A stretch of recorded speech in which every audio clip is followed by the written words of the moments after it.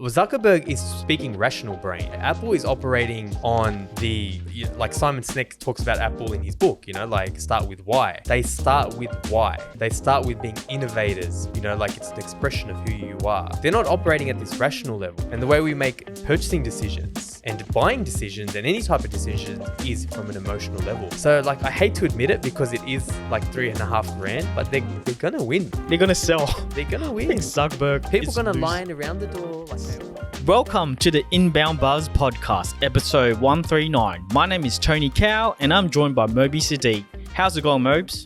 Good, Tony. It's good to be here. It's 3 weeks in a row, right? Man, yeah. So for those of you guys who don't know, we actually record every fortnight. And because I went to Chicago, it's been brutal, man. It's been a marathon. But yeah, we get a break next week. It's good to be here. Love it. So first news buzz, and it's pretty big right now. Apple Vision Pro. Everyone's talking about it, augmented reality and VRs are not new, right? But for Apple, it is because they've just sneaked in and just come in randomly, and a lot of people are talking about it. It looks ugly, it's too expensive, it's too big. What's your thoughts on this, man? Do you think it's going to help us? Look, I will probably speak from the socialist parent part of me first before I kind of go into the business part of me. But I couldn't help being a skeptic as soon as I saw it. And when you read their announcement, it's a revolutionary spatial computer that seamlessly blends digital content with the physical world while allowing users to stay present and connected to users. I'm like, bullshit. This is just another way for people to be antisocial. Okay. At least when I'm on my phone and I'm not being present at home, if I'm watching something that doesn't have swear words in it, my son can watch next to me, right? But now you can watch videos, you can be on the computer, and now you're just in this goldfish of a thing. So the skeptic in me is I can see where this is going. You see, it's more straight to the point. Oh, F off, I'm busy. I know you raised a point. You were saying yeah, but you can kind of see through. But man, Tony, people are going to die with this thing, man. People are going to walk on the footpath and get hit by trucks with this thing. Yeah. They're not going to be paying attention to things in their periphery. They're going to be paying attention to things in their focus. You might see something in the corner of your eyes, but you're not going to anyway, but that's fine. It is what it is, right? But do you not think it's the new laptop that we're going to move away from the laptop, that we're going to be, let's say, working from home in a meeting, we're just going to have it on and it's just going to make life easier? I think eventually. And you raised a really, really good point yesterday, the analogy you gave compared to the iPhone. You want to bring that up now? Yeah, because a lot of people are talking about how big it is, right? And it's got 2 hours of, it's got 2 hours, dude. 2 hours. Is that it? Yeah, 2 hours. Oh, okay, that's not. So that's all not these issues they're saying. Yeah, so it's just the first generation, right? It's like when the mobile first came on, it was like the brick phone. And it got better, and it's now the iPhone 14. I think people are forgetting that, we don't buy the first generation, we buy the 14th generation, right? Yeah, once it gets better, absolutely. Yeah. And it's when you analyze it, right, this from a marketing kind of business standpoint, Tony, in their announcement, not once did they use the word metaverse. They didn't use it once, but essentially that's what it is, right? When Zuckerberg was pushing Meta and they speak about the metaverse and having avatars and stuff, it's the same thing. It is the exact same thing. The reason why Apple's announced it now, 6 months in advance, so developers can build everything. So from a marketing point of view and a PR point of view, they controlled the narrative. They launched it, announced it, they announced it with 12 videos, sound bites, press releases, perfect artistry in PR, right? And now it's getting people excited, go ahead and build. But they didn't once say the word metaverse. And this Apple proves that you don't have to be first mover advantage to be successful. This is they do this all the time. They did this with the iPod is an MP3 player. That's what it is. Yeah. And Zune came out, Zune failed, right? Dell tried to release one, everyone tried to release one, they all failed. Apple was not the first. Zune came out before Apple. Yeah. But they're no, the 1,000 songs in your pocket. Yeah. Not once did they say gigabytes, this and that and that. That was just a, footnote. Yeah. It's like the Mac and the mouse and everything. They just stole, they weren't the first movers. Yeah. So, man, so the parent in me, the kind of socialist in me is great. But honestly, the business person, the marketer in me just is in awe of how they keep doing this to us. Yeah. They're such a great marketers because like when so much websites and content, even this podcast, we're talking about them. They just produce so much content. Exactly. But it's funny because Zuckerberg came out and said, hey, they're not solving anything different or anything. There's no magic solution, right? They're still going through what we're going through. 100%. But, their Oculus Quest Pro is like $500. Apple's is $3,500 USD. He's like, why would you pay more for it? So, I don't know. We'll see who wins that race. Yeah, but the MP3 players were like that too. True. Man. Like when we were in high school, that's when these things were big, right, Tony? Walkman? Mini discs, right? Those things. There was a bunch of cheap ones. You could buy these cheapo ones from eBay, right? For $80, $90. But you still you knew it was like the cheapo version of an iPod. So true. You still wanted that flex. So Zuckerberg is speaking rational brain. Right? Apple is operating on like Simon Sinek talks about Apple in his book, like start with why. They start with why. They start with being innovators, like it's an expression of who you are.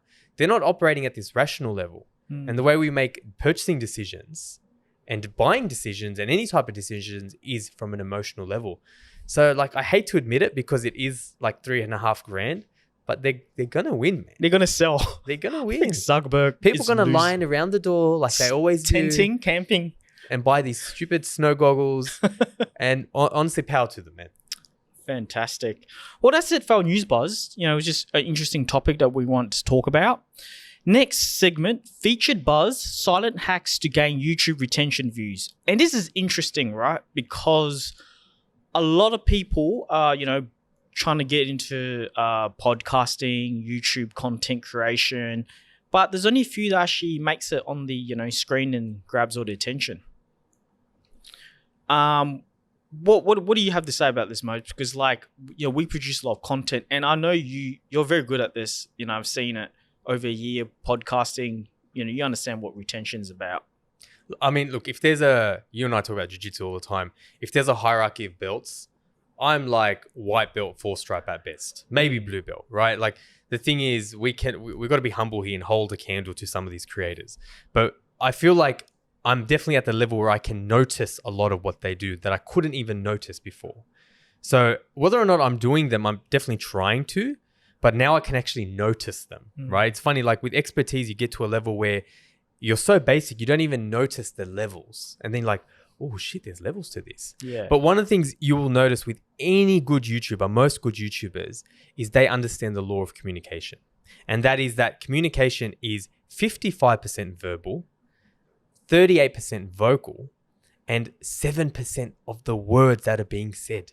Yeah, right. So the content, the gist of the content is only 7%.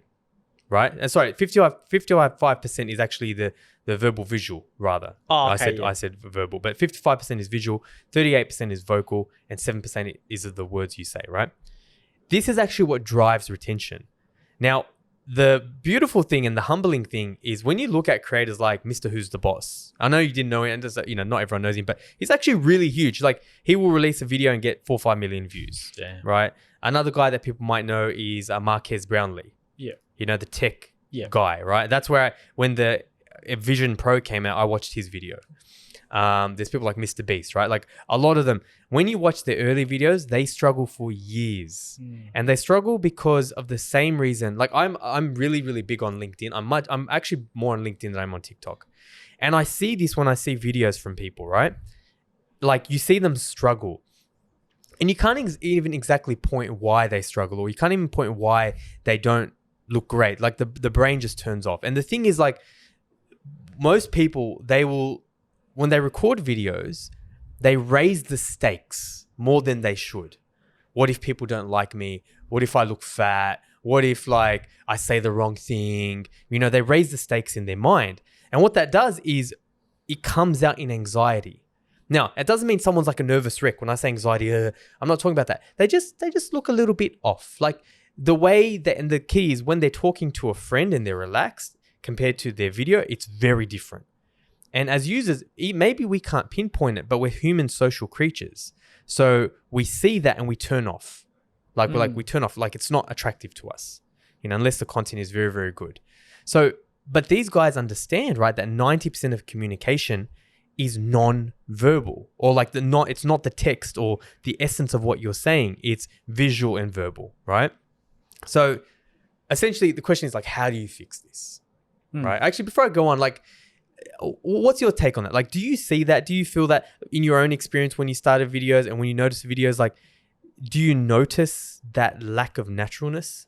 Yeah, I think you can tell like when something's script and something's fresh. But I mean, I don't think that's the point you're trying to say, right? Like you're trying to say, correct me if I'm wrong, Moses, but like it's non-verbal. So it's not like how much you're saying, right? But it's how is it like your hand movement? Is that what you're trying to say? Like, yeah, it's not. So 7% is just the words. Yeah. 90% is non-verbal. Crazy. So the 55 is visual, 38 is vocal, like your vocal inflections, and only 7% is the content. So people focus too much on the content at expense of how they're delivering the message. Interesting. Yeah, that's interesting. Okay. So yeah, you're about to talk about how do we fix this? How do we get more retention? Because there's a few pointers here. Yeah, so I've got 3 retention hacks that the best YouTubers use. The first one is don't talk to the camera, conduct your words with hand movements, right? Conduct your words with hand movements. So I'm doing it now, like for show, right? And if you want to see me use my eccentric hand movements, you can check out the video version of this at redpandas.com.au/EP139. And if you're listening, thank you for being a listener. But the reason why we do this and the reason why they do this, and you notice this with like Mr. Who's the Boss, right? So he does all these tech reviews like I was talking about. In the start, he had his videos and they were like kind of from like his chest up. Zoomed in, yeah. And he missed a lot of his expression. Now, you'll notice he does things like palms open, right? It strengthens your message.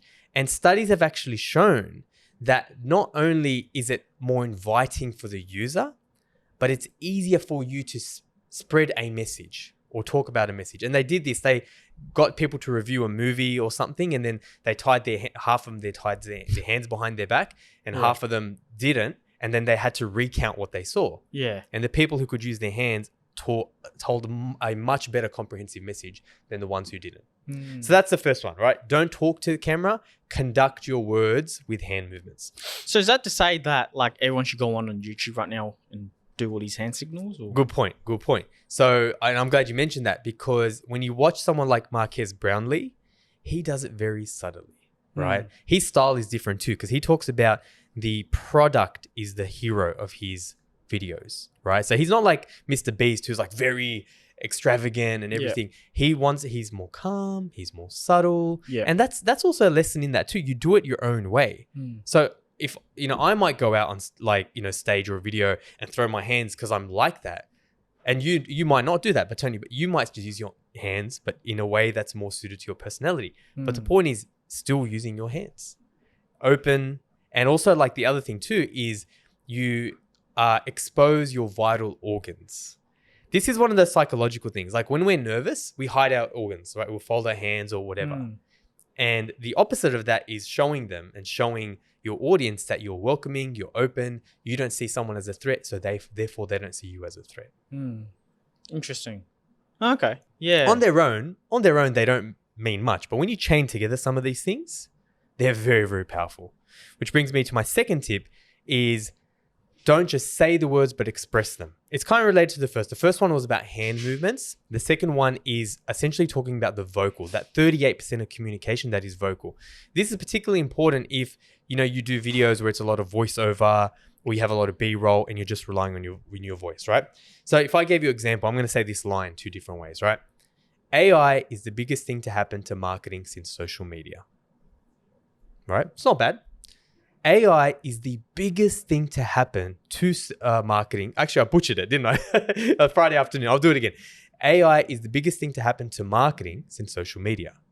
AI is the biggest thing to happen to marketing since social media. Now, if that was on a video, the latter draws you in that. And that is essentially why 38% of communication is vocal. So adding more tone, not like a monotone, but like a... Yeah, like, choosing, and it's funny, it's something that I feel like I definitely could be a lot better, but when I started doing videos, I didn't do this. And I noticed as I got better and better and better, I started using more emphasis on certain words. And now I'm conscious of it. I'm going to make a more of an effort to not overdo it, because you don't need to expert. AI is that, like, it's the biggest thing since social media. Like, you know, it's honestly like doing comedy and stand-up.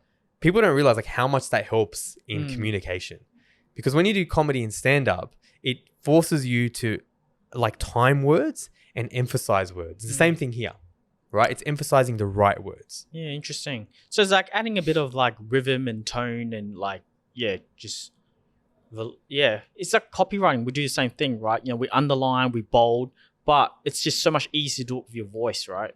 And I mean, you make a good point. With copywriting, it's different. Like short sentences, like 2 words, full stop, 2 words, full stop, and like, you know, then drawing emphasis on a headline. Yeah, it's doing the same thing though. It's trying to break a pattern. Yeah, interesting. It's trying to break a monotonous pattern. The final one is a bit of a pro tip, right? And that essentially is motion. Now, that's not just motion with your hands. That's like if you, for example, if you watch Mr. Who's the Boss, when he starts his videos, and the thing about Mr. Who's the Boss and Marquez Brownlee, they're both tech reviewers, right? And Mr. Who's the Boss, I hate saying his name. Why is everyone Mr. Who's the Boss, Mr. Beast? Anyway, this guy, the Mr., he had to differentiate himself. Yeah. Because he was just another Marquez. He was just the second guy, very, very common. So he injected, and again, this is, you use your personality, use the way you are. His videos now have a lot of motion in them. Now, it's not just the hand motions I was talking about. The start of his videos, it's like he's jumping in his video. He's jumping into his video. He will shift to the right. He'll shift to the left.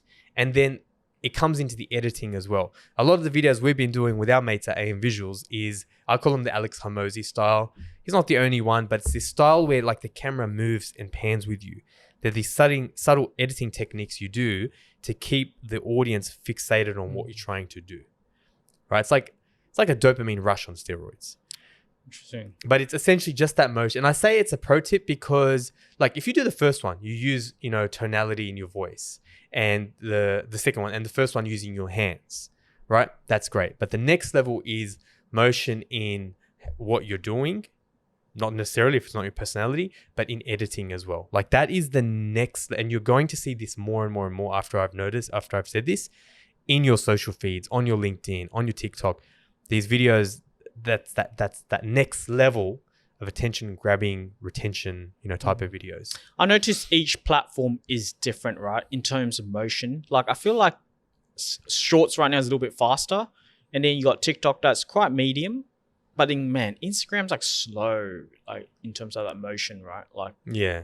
So yeah. I mean, the parent in me worries about what this is doing to our generation. Like they're just watching these videos. It's like my kids will watch these YouTube shorts and it's like motion. It's like, what the hell is it doing to my kids' attention span? It's very stimulant, right? It is. And that's why, like, you know, as a parent, like you got to be careful with your little kids with that stuff. But as a marketer, we can take advantage of some of that a little bit. Like I'm not, you know, at some level you can overdo it, but taking some cues from these YouTubers, from these people who have just gamed the algorithm, using your hands, changing the tonality in your voice, you know, being very deliberate and intentional about it, and then using motion in how you edit, pan the camera, and how you like draw in elements as well. That is the next level.